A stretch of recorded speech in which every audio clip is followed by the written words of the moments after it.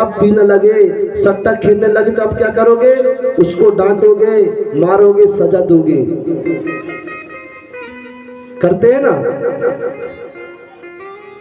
जिस प्रकार दोनों भाई ने प्रहलाद को खूब समझाया, बोले बेटा कि आप शराब मत पिए, या आप सट्टा मत खेलिए, लेकिन मानने को तैयार नहीं। कुछ लोगों की संगत में आके प्रहलाद बहुत बिगड़ जाता है। तो हरदोई की एक नियम थी, जो गलत करेगा उसको अपने राजपाट से निकाल देते थे। चाहे कोई हो, कोई धर्म के लोग हो, कोई भी हो, उनको सजा बराबर देते थे राजा के दरबार में। जब प्रहलाद गलत संगत के कारण बिगड़ जाता है, तो राजा हिरण्यकश्यप हिरण्याक्ष ने अपने बेटे प्रहलाद को घर से निकाल दिया। बोले तेरे लिए यहाँ कोई जगह नहीं, आज से तू हमारे लिए मर गया। इस प्रकार से प्रहलाद को घर से निकाल देते हैं। हिरण्यकश्यप हिरण्याक्ष की जो बहन होलिका थी, उसकी शादी तय हो चुकी थी। कुछ दिन बाद बारात आने वाला था। होलिका अपने भतीजे को राजा के डरन के कारण छुप छुप के भोजन खिलाती थी। प्रतिदिन शाम सुबह भोजन ले जाती थी और भोजन खिला के किसी को पता न चल के छुप के फिर राजमहल में आ जाती थी। मेरे भाई, जब कुछ समय बीतते गया, प्रहलाद गांजा, दारू, नशा में भंग हो गया। इस प्रकार से मेरे भाई बर्बादी की ओर जब होलिका की बारात आने वाली थी, इस प्रकार कल बारात आती, होलिका कहने लगी मेरे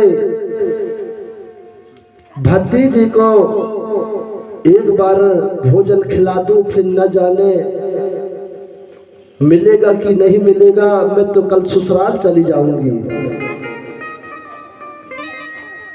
जिस प्रकार होलिका अपने भतीजे के लिए भोजन छिपके जहां पर प्रहलाद उन मनवादियों की संगत में बिगड़ चुका था, जैसे भोजन लेके जाती है, प्रहलाद को होश नहीं कि मेरी फुआ आई है। इतना निशम के हालत में पहचान नहीं पाया। उन लोगों ने राजा हिरण्यकश्यप हिरण्याक्ष को जो भूमि जीते थे युद्ध में, उसकी बदला चुकाने के लिए किससे बदला लेते हैं? उनकी बहन से। मेरे भाई,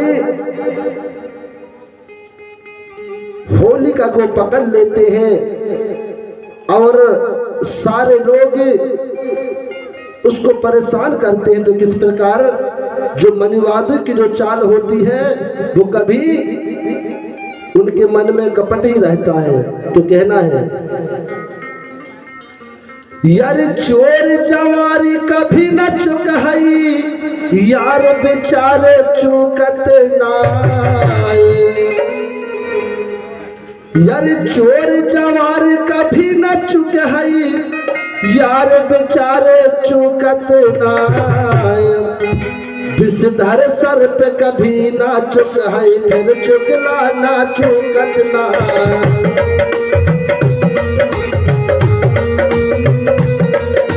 चोर जवारी कभी ना चुक हई, चाहे तुम देखी करो 1000।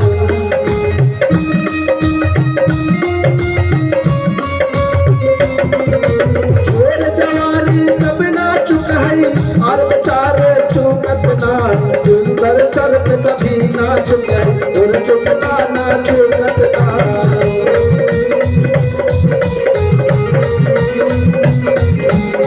धर सर पे कभी ना चुकई चुकना चुकत